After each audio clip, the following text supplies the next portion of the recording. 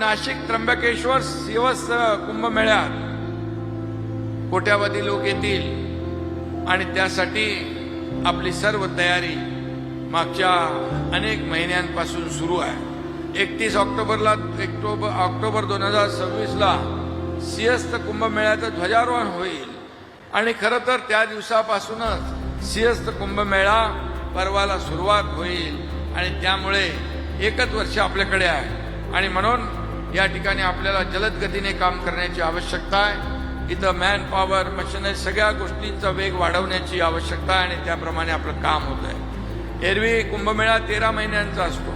यंदाचा त्रिखंडी कुंभमेळा आहे त्यामुळे 22 महिन्यांचा हा कुंभमेळा चालणार आहे. त्यामुळे आपल्याला जास्तीची काळजी घेण्याची आवश्यकता आहे आणि म्हणून म्हणजे जवळपास 22 महिने साधू संत आणि भाविक यांची ये जा असणार आहे.